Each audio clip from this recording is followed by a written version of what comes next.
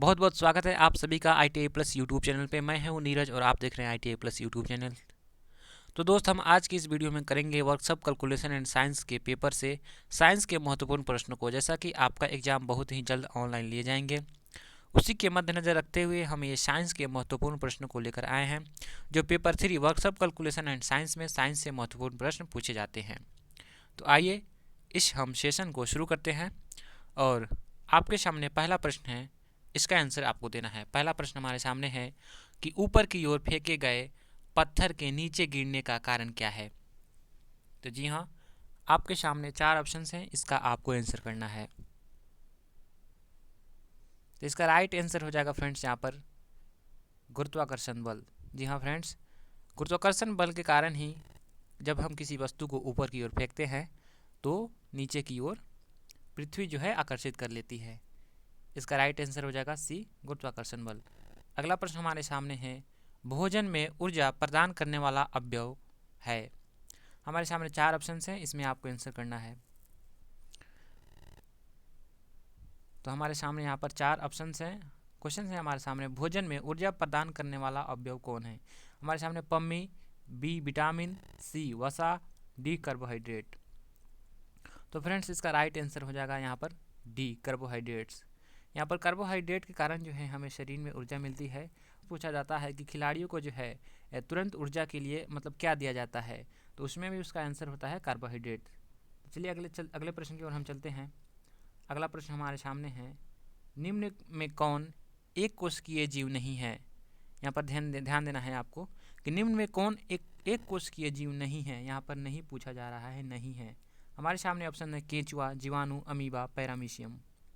आपको यहाँ पर आंसर करना है। तो इसका राइट आंसर हो जाएगा फ्रेंड्स यहाँ पर केंचुआ। केंचुआ जो है ये एक कोशिकीय जीव है, बाकी जो है यहाँ पर एक कोशिकीय जीव है, और यहाँ पर केंचुआ जो है एक कोशिकीय जीव नहीं है। अगला प्रश्न हमारे सामने है, रक्त का रंग लाल रंग किससे संबंधित है। हमारे सामने ऑप्शन है हीमोग्लोबिन से, क्लोरोफिल से, कोशिका द्रव्य से, या फिर प्लेटलेट से। आपको यहाँ पर आंसर करना है। चलिए फ्रेंड्स, यहाँ पर आपको आंसर करना है, रक्त का लाल रंग किससे संबंधित है। तो इसका सही आंसर हो जाएगा आपको हीमोग्लोबिन से, यानी हीमोग्लोबिन के कारण ही रक्त हमारा लाल होता है। ऑप्शन नंबर बी आपको क्लोरोफिल है, तो पत्तियों का रंग यानी पौधे में जो पत्तियाँ होता है उसमें जो है क्लोरोफिल के कारण जो है पत्तियाँ हमारा हरा होता है। अगला प्रश्न हमारे सामने है, शुद्ध पानी का पीएच मान कितना होता है। आपके सामने ऑप्शन है 6, 7, 8 और 2। यहाँ पर आपको आंसर करने हैं। काफ़ी अच्छे प्रश्न हैं, यहाँ पर काफ़ी इजी प्रश्न हैं। इसका आंसर आपको करनी है कि शुद्ध पानी का पीएच मान कितना होता है। तो यहाँ पर इसका राइट आंसर है फ्रेंड्स 7। शुद्ध पानी का पीएच मान यहाँ पर 7 होता है, और मूत्र का पीएच मान यहाँ पर 6 होता है। अगला प्रश्न की ओर चलते हैं। अगला प्रश्न है हमारे सामने, मनुष्य का वैज्ञानिक नाम क्या है। यहाँ पर वैज्ञानिक नाम होना चाहिए, यहाँ पर कुछ मिस प्रिंट हुआ है तो आप इसे इग्नोर कीजिएगा। मनुष्य का वैज्ञानिक नाम क्या है। तो आपके सामने ऑप्शन है होमो सेपियंस, राना टेग्रीना, फिलिस डोमेस्टिका और कैनिस फैमिलियरिस। आपको यहाँ पर आंसर करना है। फ्रेंड्स अभी तक हमने 5 प्रश्नों को किया है, ये हमारा 6ठा प्रश्न है। तो जितना हो सके अपने फ्रेंड्स में मित्रों में शेयर करना है, इस सेशन को शेयर कर दीजिए ताकि वो भी जुड़ जाएं और इस सेशन को देखें। चलिए फ्रेंड्स, यहाँ पर आपको आंसर करना है। जितना हो सके फ्रेंड्स इस सेशन को शेयर कर दीजिए अपने मित्रों में। वर्कशॉप कैलकुलेशन एंड साइंस में जो है पेपर 3 है, वर्कशॉप कैलकुलेशन साइंस ITI की परीक्षा में, तो हम साइंस के महत्वपूर्ण प्रश्नों को कर रहे हैं, और यहाँ पर 5 प्रश्न हम कर चुका है, और ये हमारे सामने 6ठा प्रश्न है, मनुष्य का वैज्ञानिक नाम क्या है। चलिए फ्रेंड्स, यहाँ पर हमारा राइट आंसर हो जाएगा होमो सेपियंस। तो मनुष्य का वैज्ञानिक नाम हमारा होमो सेपियंस है।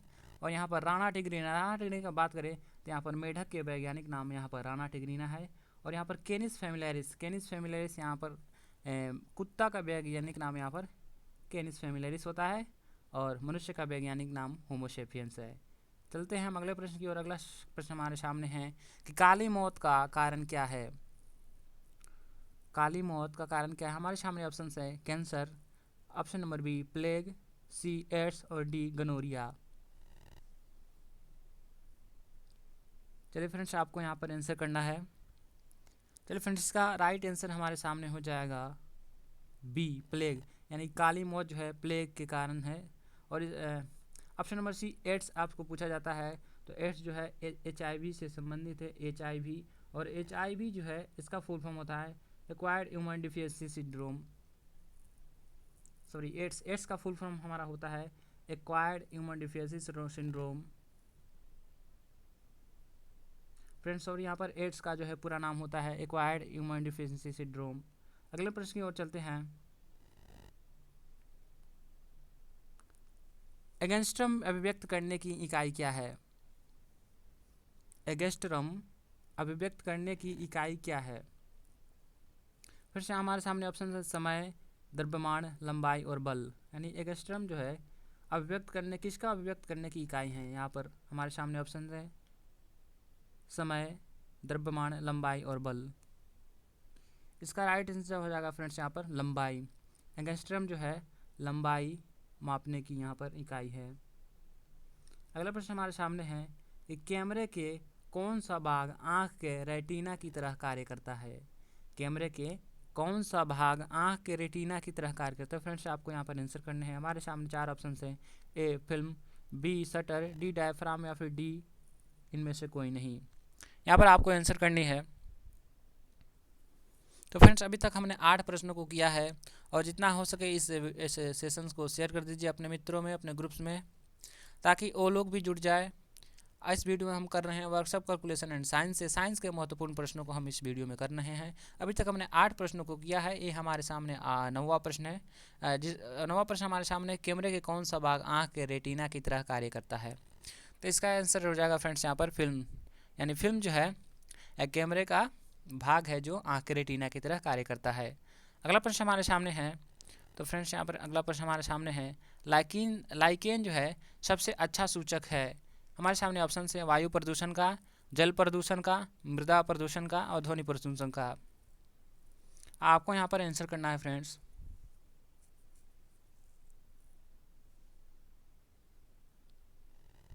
जी फ्रेंड्स, यहाँ पर आपको आंसर करना है। चलिए, इसका राइट आंसर हो जाएगा फ्रेंड्स यहाँ पर वायु प्रदूषण। यानी लाइकेन जो है वायु प्रदूषण का सबसे अच्छा सूचक है। चलते हैं हम अगले प्रश्न की ओर। अगला प्रश्न हमारे सामने है, प्रकाश संश्लेषण के लिए आवश्यक गैस कौन है? जी हाँ फ्रेंड्स, यहाँ पर अगला प्रश्न हमारे सामने है, प्रकाश संश्लेषण के लिए आवश्यक गैस कौन है? हमारे सामने ऑप्शन है ऑक्सीजन, नाइट्रोजन, कार्बन डाइऑक्साइड और यहाँ पर ओजोन। यहाँ पर आपको आंसर करना है फ्रेंड्स। तो फ्रेंड्स, इसका राइट आंसर हो जाएगा आपको कार्बन डाइऑक्साइड, यानी सी, ऑप्शन नंबर सी आपको यहाँ पर आंसर हो जाएगा। फ्रेंड्स, प्रकाश संश्लेषण के लिए जो है कार्बन डाइऑक्साइड काफ़ी आवश्यक होता है पौधे में। इसके बिना जो है प्रकाश संश्लेषण नहीं हो पाएगा। और जो यहाँ पर एक और प्रश्न पूछा जाता है कि प्रकाश संश्लेषण में कौन सी गैस छोड़ी जाती है? कौन सी गैस यहाँ पर विमुक्त होती है या फिर छोड़ी जाती है? इसका राइट आंसर जो है फ्रेंड्स ऑक्सीजन। प्रकाश संश्लेषण में कौन सी गैस छोड़ी जाती है या फिर विमुक्त होती है? तो इसका राइट आंसर हो जाएगा ऑक्सीजन। और प्रकाश संश्लेषण के लिए कौन सा गैस आवश्यक है? तो उसका आंसर हो जाएगा फ्रेंड्स कार्बन डाइऑक्साइड प्रकाश संश्लेषण के लिए आवश्यक है। अगला प्रश्न हमारे सामने है फ्रेंड्स कि थायराइड हार्मोन के न्यूनता से होता है।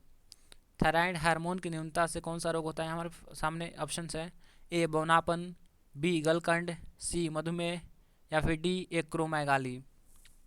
फ्रेंड्स, यहाँ पर आपको आंसर करनी है। जी फ्रेंड्स, यहाँ पर आपको आंसर करनी है। 12 नंबर प्रश्न हमारे सामने है, और अभी तक हमने 11 प्रश्नों को किया है साइंस के महत्वपूर्ण प्रश्न। जो AITT यानी ITI एग्जामिनेशंस के हिसाब से देखें तो वर्कशॉप कैलकुलेशन एंड साइंस में साइंस के महत्वपूर्ण प्रश्नों को हम कर रहे हैं, जिसमें अभी तक हम 11 प्रश्नों को कर चुके हैं। हमारे सामने 12वां प्रश्न है, इसका आंसर आपको करनी है। चलिए फ्रेंड्स, इसका राइट आंसर हो जाएगा फ्रेंड्स यहाँ पर थायराइड की जो है कमी के कारण जो है हमारा गलकंठ रोग होता है। अगला प्रश्न हमारे सामने है फ्रेंड्स, निम्न में कौन मिश्रित धातु है? फ्रेंड्स, हमारे सामने ऑप्शन है सोना, ऑप्शन नंबर बी लोहा, ऑप्शन नंबर सी जस्ता या फिर ऑप्शन नंबर डी पीतल। फ्रेंड्स, आपको यहाँ पर आंसर करने हैं। हमारे सामने 4 ऑप्शन हैं। निम्न में कौन सा मिश्रित धातु कुछ प्रश्न है, हमारे सामने 4 ऑप्शन दिया हुआ है, इसमें से आपको आंसर करने हैं। राइट आंसर क्या होगा?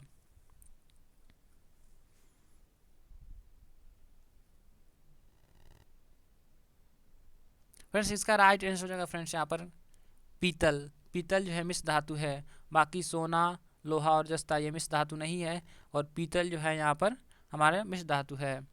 अगला प्रश्न हमारे सामने है, कौन सा यंत्र रक्त दाब मापने में प्रयुक्त होता है। फ्रेंड्स हमारे सामने ऑप्शन है ग्लूकोमीटर, हाइड्रोमीटर, स्फिग्मोमैनोमीटर या फिर कोई नहीं। आपको यहाँ पर आंसर करना है फ्रेंड्स। अभी तक हमने 13 प्रश्नों को किया है और 14वां प्रश्न हमारे सामने है। जितना हो सके इस सेशन को अपने मित्रों में शेयर कर दीजिए ताकि वो लोग भी इस सेशन से जुड़ पाएँ। जी हाँ फ्रेंड्स, जितना हो सके प्लीज़ शेयर कर दीजिए आप लोग। अभी तक हमने 13 प्रश्नों को किया है, हमारे सामने ये 14वां प्रश्न है जिसका आंसर आपको करनी है। तो फ्रेंड्स इसका राइट आंसर हो जाएगा फ्रेंड्स यहाँ पर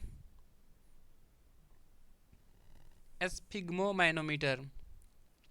तो रक्तदाब मापने की इकाई है स्फिग्मोमैनोमीटर। चलिए हम चलते हैं अगले प्रश्न की ओर। अगला प्रश्न हमारे सामने है कि पचे हुए भोजन में मौजूद विषैले पदार्थ को शरीर का कौन सा भाग प्रभावहीन करता है। हमारे सामने ऑप्शन नंबर ए अग्नाशय, ऑप्शन नंबर बी अमाशय, ऑप्शन नंबर सी वृकक, ऑप्शन नंबर डी यकृत। आपको यहाँ पर आंसर करना है फ्रेंड्स। पचे हुए भोजन में मौजूद विषैले पदार्थ को शरीर के कौन सा भाग प्रभावहीन करता है।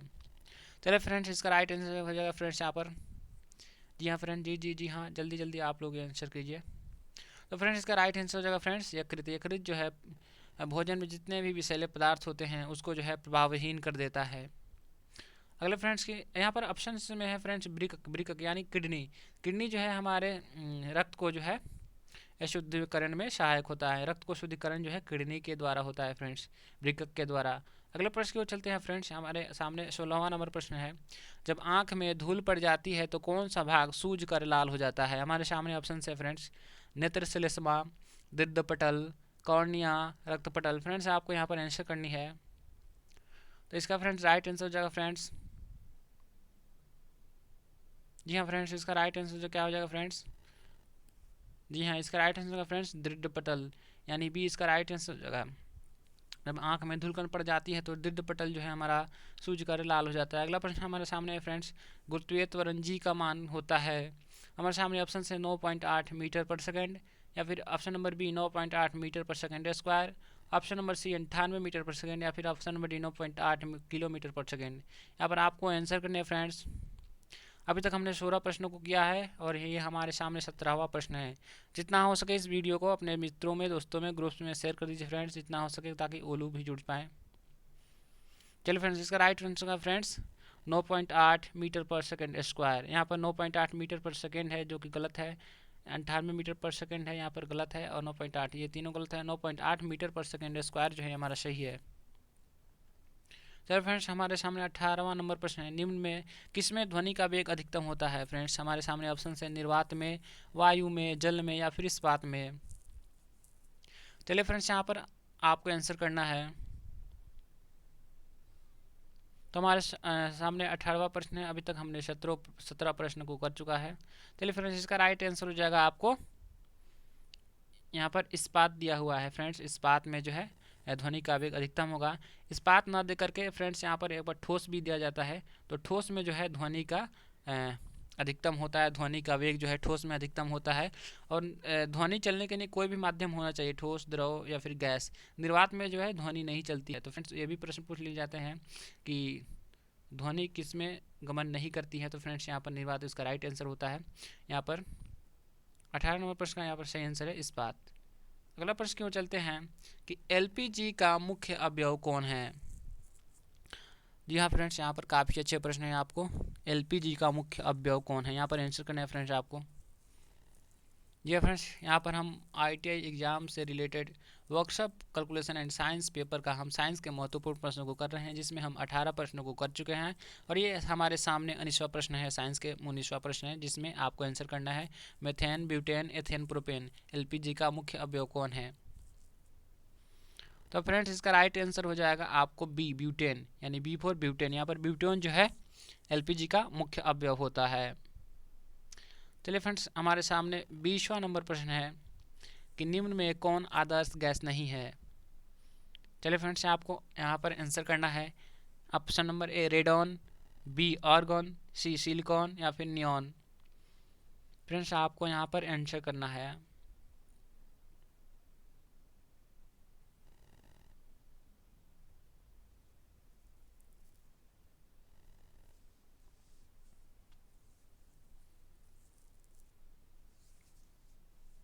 तो फ्रेंड्स इसका राइट आंसर हो जाएगा आपको सिलिकॉन, सी सिलिकॉन। यहाँ पर रेडॉन, अर्गन और नियॉन ये हमारे आदर्श गैस हैं यानी नोबल गैस हैं, और यहाँ पर जो है सिलिकॉन जो है आदर्श गैस नहीं है। चलिए चलते हैं हम अगले प्रश्न की ओर। अगला प्रश्न हमारे सामने है कि H2O आमतौर पर किस नाम से जाना जाता है। हमारे सामने चार ऑप्शन हैं, ऑक्सीजन, हाइड्रोजन, जल या फिर हाइड्रोजन ऑक्सीजन। फ्रेंड्स आपको यहाँ पर आंसर करना है। जी हाँ फ्रेंड्स, आप लोग आंसर कीजिए।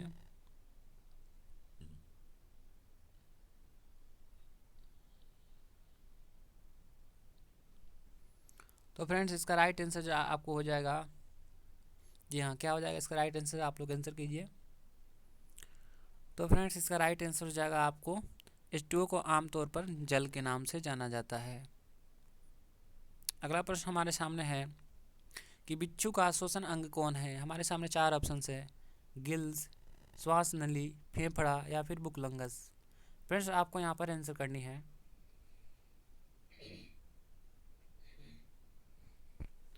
तो फ्रेंड्स आपको यहाँ पर आंसर करना है, बिच्छू का श्वसन अंग कौन है, गिल्स, श्वास नली, फेफड़ा या फिर बुकलंगस।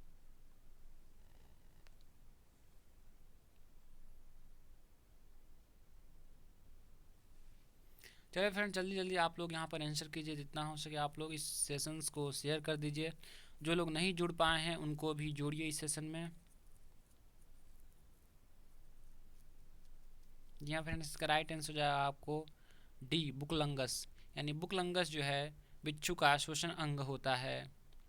अगला प्रश्न हमारे सामने है, स्कर्वी रोग किस विटामिन की कमी से होता है। हमारे सामने ऑप्शन है vitamin A, vitamin B, vitamin C या फिर विटामिन के। चलिए फ्रेंड्स यहाँ पर जल्दी जल्दी आंसर कीजिए। आपको यहाँ पर आंसर करना है, स्कर्वी रोग किस विटामिन की कमी के कारण होता है। अभी तक हमने 22 प्रश्नों को किया है, ये हमारे सामने 23वां प्रश्न है। और इस सीरीज में हम workshop calculation and science ITI exam से related workshop calculation and science में साइंस के महत्वपूर्ण प्रश्नों को कर रहे हैं, जिसमें अभी तक हमने 22 प्रश्नों को किया है। और यही हमें सामने 23वां प्रश्न है, स्कर्वी रोग किस विटामिन की कमी से होता है। यहाँ पर फ्रेंड्स आपको आंसर करनी है। हमारे सामने ऑप्शन है vitamin A, vitamin B, vitamin C, vitamin K. Friends यहाँ पर आपको आंसर करनी है।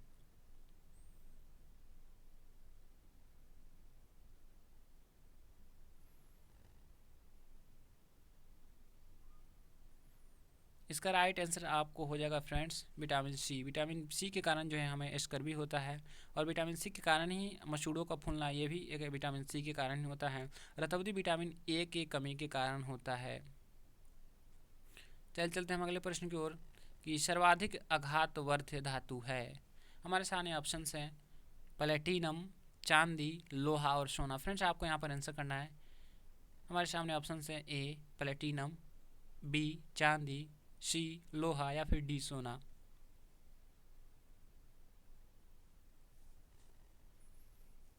आपको आंसर करना है फ्रेंड्स यहाँ पर, कीप इट अप, जल्दी जल्दी यहाँ पर आंसर कीजिए फ्रेंड्स आप।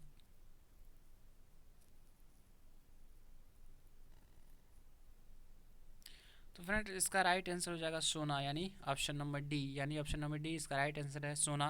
सर्वाधिक आघातवर्ध धातु जो है सोना होता है। और आघातवर्ध का मतलब होता है कि सोना को अगर हम पीटते पीटते उसको चादर के जैसे, मतलब उसको चादर के जैसे पतला कर सकते हैं। तो ये हमारा इसका राइट आंसर हो जाएगा डी सोना। अगला प्रश्न हमारे सामने है, प्रयोगशाला में बनाया जाने वाला पहला कार्बनिक पदार्थ कौन है। तो फ्रेंड्स आपको यहाँ पर आंसर करना है। हमारे सामने ऑप्शन है यूरिया, एसिटिक अम्ल, मीथेन या फिर एथिलीन। प्रयोगशाला में बनाया जाने वाला पहला कार्बनिक पदार्थ है यहाँ पर। फ्रेंड्स आपको आंसर करना है यूरिया, एसिटिक अम्ल, मीथेन या फिर एथिलीन। चलिए फ्रेंड्स जल्दी जल्दी यहाँ पर आप लोग आंसर कीजिए। तो फ्रेंड्स इसका राइट आंसर हो जाएगा आपको ए, यूरिया को जो है सर्वप्रथम प्रयोगशाला में बनाया गया था। यूरिया एक कार्बनिक पदार्थ है जिसको सर्वप्रथम प्रयोगशाला में बनाया गया था। चलिए हम चलते हैं अगले प्रश्न की ओर। अगला प्रश्न 26वां नंबर प्रश्न हमारे सामने है कि शरीर में इंसुलिन की कमी से कौन सा रोग होता है। फ्रेंड्स हमारे सामने चार ऑप्शन है। ऑप्शन नंबर ए है beriberi, option number B है ज्वर, ऑप्शन नंबर सी है कैंसर या फिर ऑप्शन नंबर डी है मधुमेह। फ्रेंड्स आपको यहाँ पर आंसर करना है। फ्रेंड्स अभी तक हमने 25 प्रश्नों को कर चुका है और यहाँ पर हमारे सामने 26वां प्रश्न है। इस सीरीज में हम ITI workshop calculation and science के महत्वपूर्ण प्रश्नों को कर रहे हैं, जिसमें अभी तक हमने 25 प्रश्नों को कर चुका है और हमारे सामने 26वां प्रश्न है। यहाँ पर आपको आंसर करना है। इसका राइट आंसर हो जाएगा फ्रेंड्स, आपको जल्दी जल्दी यहाँ पर आंसर कीजिए फ्रेंड्स। तो इसका राइट आंसर हो जाएगा यहाँ पर मधुमेह। इंसुलिन की कमी से जो है मधुमेह होता है। चलिए फ्रेंड्स, यहाँ पर हमारे सामने 27वां प्रश्न है। ECG किससे संबंधित है? ऑप्शन नंबर है मस्तिष्क, ऑप्शन नंबर बी हृदय, ऑप्शन नंबर सी कान, या फिर ऑप्शन नंबर डी फेफड़ा। फ्रेंड्स आपको यहाँ पर आंसर करना है। फ्रेंड्स आपको यहाँ पर आंसर करना है ECG किससे संबंधित है। तो फ्रेंड्स ECG हमारे हार्ट हृदय से संबंधित है। और यहाँ पर मस्तिष्क जो एक प्रश्न पूछा जाता है EEG इलेक्ट्रोकार्डियोग्राम किससे संबंधित है, और इसका होता है ECG यानी इलेक्ट्रोकार्डियोग्राफ। इसका होता है मस्तिष्क का मतलब मस्तिष्क EEG से संबंधित है और ECG जो है हमारे हार्ट हृदय से संबंधित है फ्रेंड्स। चलिए चलते हैं अगले प्रश्न की ओर। अगला प्रश्न हमारे सामने टेलीफोन में प्रभावित ऊर्जा होता है। ऑप्शन नंबर 1 गतिज ऊर्जा, ऑप्शन नंबर बी विद्युत ऊर्जा, ऑप्शन नंबर सी रेडियो ऊर्जा, या फिर ऑप्शन नंबर डी यांत्रिक ऊर्जा।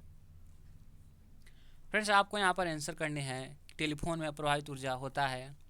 ऑप्शन नंबर ए गतिज ऊर्जा, ऑप्शन नंबर बी विद्युत ऊर्जा, ऑप्शन सी रेडियो ऊर्जा, ऑप्शन नंबर डी यांत्रिक ऊर्जा। फ्रेंड्स आपको यहाँ पर आंसर करना है। तो इसका राइट आंसर हो जाएगा फ्रेंड्स आपको विद्युत ऊर्जा, यानी टेलीफोन में जो है हमारा विद्युत ऊर्जा होता है। अगला प्रश्न हमारे सामने है। निम्न में कौन प्रोटीन का सर्वोत्तम स्रोत है? ऑप्शन नंबर ए काला चना, ऑप्शन बी है बंगाल चना, ऑप्शन नंबर डी है मटन, या फिर ऑप्शन नंबर डी है सोयाबीन। ऑप्शन नंबर सी हमारा मटन है, ऑप्शन नंबर डी है हमारा सोयाबीन। फ्रेंड्स आपको यहाँ पर आंसर करने हैं। फ्रेंड्स आपको यहाँ पर आंसर करने हैं। अभी तक हमने 28 प्रश्नों को कर चुका है और ये हमारे सामने 29वां प्रश्न है जिसमें आपको आंसर करना है। इस सीरीज में हम वर्कशॉप कैलकुलेशन एंड साइंस में साइंस के महत्वपूर्ण प्रश्नों को कर रहे हैं। फ्रेंड्स इसका राइट आंसर होगा फ्रेंड्स सोयाबीन। सोयाबीन में जो है सर्वाधिक प्रोटीन होता है, सर्वोत्तम प्रोटीन होता है। फ्रेंड्स यहाँ पर अगला प्रश्न की बात करें 30 नंबर, और ये हमारा अंतिम प्रश्न होगा 30 नंबर। इसका आंसर आपको करने हैं फ्रेंड्स। निम्न में कौन सा धातु सामान्य ताप पर द्रव होता है? निम्न में कौन सा धातु सामान्य ताप पर द्रव होता है? फ्रेंड्स आपको यहाँ पर आंसर करना है। ऑप्शन नंबर ए है सीसा, ऑप्शन नंबर बी है पारा, ऑप्शन नंबर सी है निकिल, या फिर ऑप्शन नंबर डी है टीन। ये फ्रेंड्स आपको यहाँ पर आंसर करना है। जल्दी जल्दी यहाँ पर फ्रेंड्स आंसर कीजिए। ये हमारा अंतिम प्रश्न है।